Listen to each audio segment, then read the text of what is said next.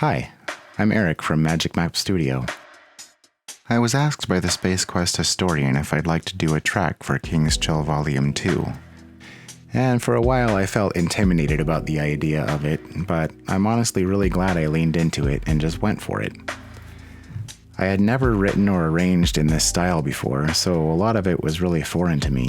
In fact, I hadn't really even done a lot of work with anything that had much of a percussion section at all, to be honest. I've written and arranged a fair amount of piano or orchestrated pieces, but nothing like this. I can say I learned a large amount, and the community support from this group of people has been upstanding, to say the least. Such great people and great feedback. This project really is a community effort. I chose this particular piece because, well, King's Quest V, anyone? Okay, maybe some of you don't know. It's basically my idol. If this game was a god, I'd be humping its leg for eternity.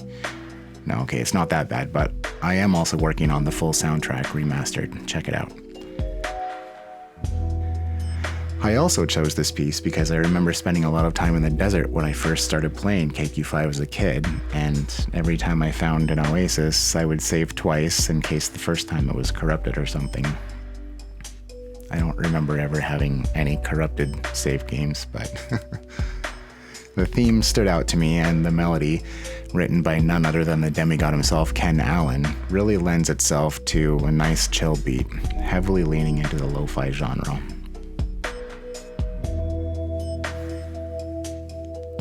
I wanted to vary the rhythm and beat patterns between each phrase of the song as well, just enough to have it progress and not end up being too redundant. You can probably hear this most in the triangle.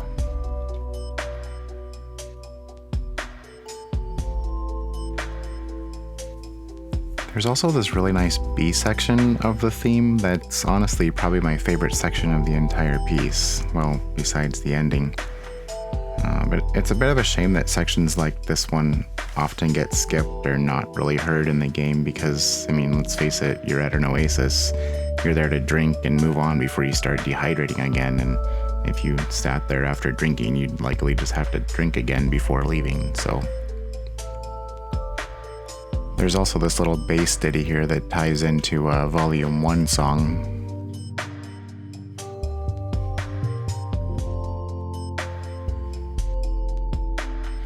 And I used a glockenspiel here at this drop to let you know you just scored a point by listening to the track.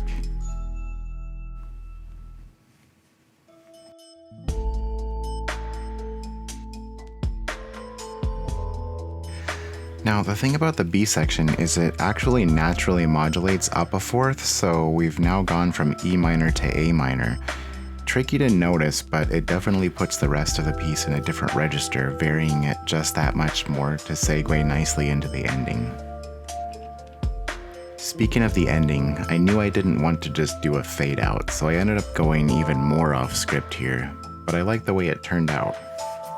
I'd like to give a huge shout out to the Space Quest historian and Brandon Bloom for mastering and some mixing tweaks, as well as everyone else who has contributed tracks to the album.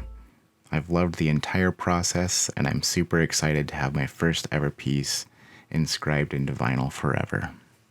I hope you enjoyed the track, and thanks for supporting us.